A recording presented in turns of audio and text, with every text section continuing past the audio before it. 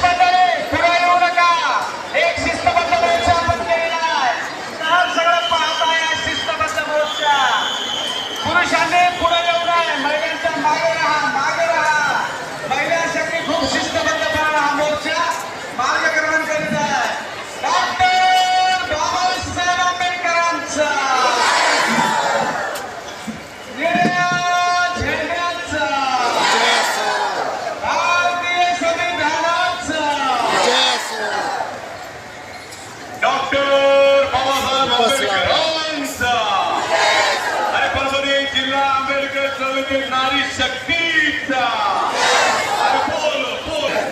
आनंदराज साहेब स्वतः पाहायला करत आहे. सगळेजण लक्ष द्या.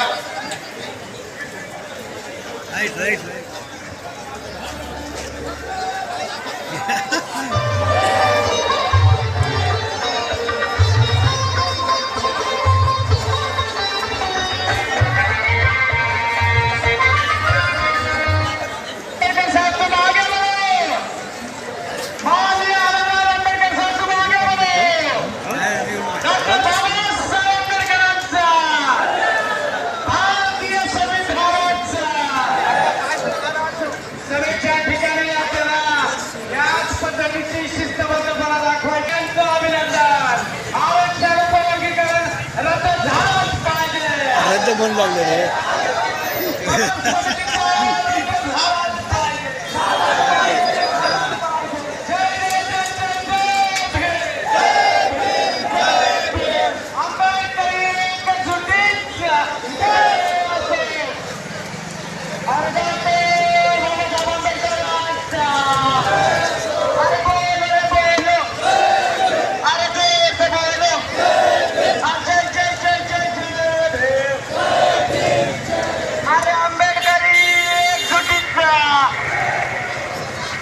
तमाम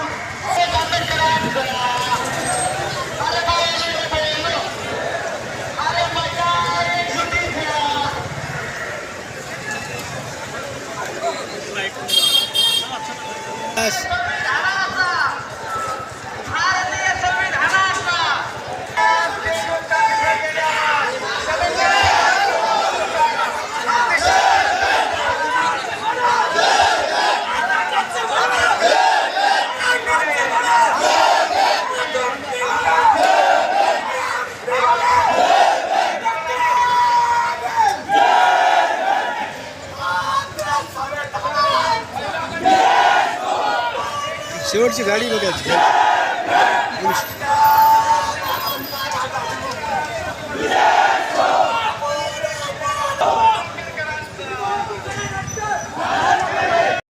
कधीच त्या काळात कोणता मोर्चा निघाला नाही, तरी आपल्याला बाबासाहेबांनी आरक्षण दिलंय. अरे भीमरा करी भाऊ 59 रे, अरे सम्या रम्यानं जेवण करू घेऊ एकच ताट रे.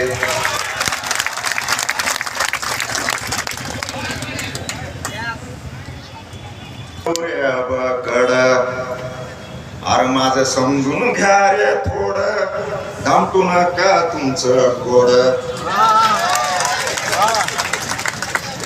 अरे संविधानाने बांधलेली अरे सम्या रम्यानं जीव. या देशामधली माझ्या मते 80 ते 90% जनता अशी आहे की ती ह्या संविधानावर प्रेम करते. आणि त्यामुळंच जेव्हा संविधान न लागेल असं जेव्हा लोकांना वाटलं, तेव्हा लोकसभेमध्ये आपण पाहिलं की कशा पद्धतीचा रिझल्ट लागला.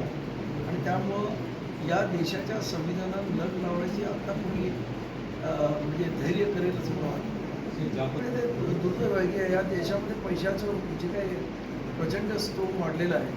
मला भीती वाटते पुढे काही काळामध्ये अडाणी आणि अंबानी काही त्यांचे स्वतःचेच खासदार म्हणजे निवडून आलेले सर्वच खासदार विकत घेऊन तेच पंतप्रधान वगैरे होऊ नये ही मी अपेक्षा करणार. आम्ही हे आंदोलन हे प्रचंड ताकदीने होणार आहे. त्यामध्ये मुंबईमध्ये खऱ्या अर्थानं अनुसूचित जातीची ताकद आहे ती दिसणार आहे. सर्व जाती अत्यंत ताकदीनं या मोर्चामध्ये उतरवणार आहे. आणि त्यामुळं हा मुंबईमध्ये होणारा मोर्चा न मृत्यू न भविष्य अशा पद्धतीचं होणार आहे. तेव्हा या मोर्चाला बघून तरी सरकार जी काही दादागिरी करण्याचा आणि जबरदस्तीने उपवर्गीत करण्याचा प्रयत्न करतो तो हाणून पाडण्याचा आपला प्रयत्न आहे. आणि ते जर न ऐकलं तर मग आमचं स्पष्ट सांगणं असेल की तुम्ही 1% 12% लोकांचं मतदान घालवणार हे नक्की